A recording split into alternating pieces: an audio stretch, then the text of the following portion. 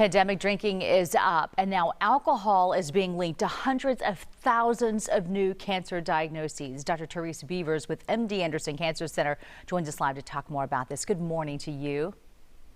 Good morning. Thank you for having me. Well, thank you for being here to talk about this, because a lot of people may not even be aware of the connection between alcohol and cancer.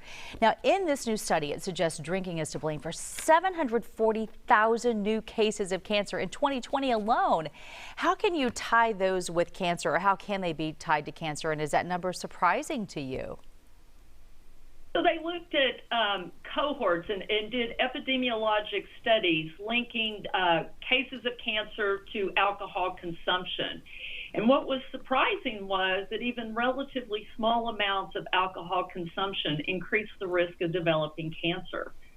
That is a real eye-opener, I think. Let's talk about what type of cancers you're talking about that could be tied to alcohol consumption. Sure. So oral cancers, laryngeal cancers, esophageal cancers, liver cancers, colon and rectal cancers, and even breast cancers have been linked.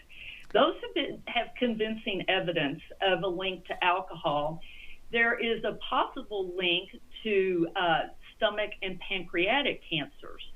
So this number of 740,000 may actually be an underestimate of the cancers that are caused by alcohol, because the investigators didn't pull in the ones without convincing evidence, the stomach and pancreatic cancers.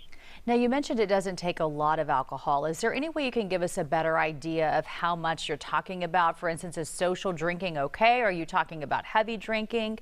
What is the difference there? The more alcohol you drink, the greater your risk of developing cancer. But even moderate drinking, which is defined as 2 drinks or less per day, increase the risk of developing cancer. If we look at alcohol-related cancers, while 3/4 of those occur in men, over half of the cancer cases linked to alcohol in women were breast cancers.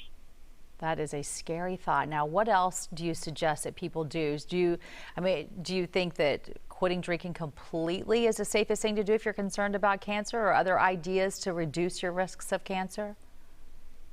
Well, in the business of cancer prevention, we talk about if you want to decrease your risk of developing cancer, you would avoid alcohol. Recognizing that's probably not the most realistic recommendation, we do have recommendations of limiting alcohol to 1 drink or less per day for women and 2 drinks or less per day for men. Men actually process or metabolize alcohol a little better than women, so they get a little higher recommendation than do women. And there's a list right there of other ideas to try to help keep you healthy. Dr. Bevers, thank you for your time from MD Anderson Cancer today. Thank you. Appreciate it.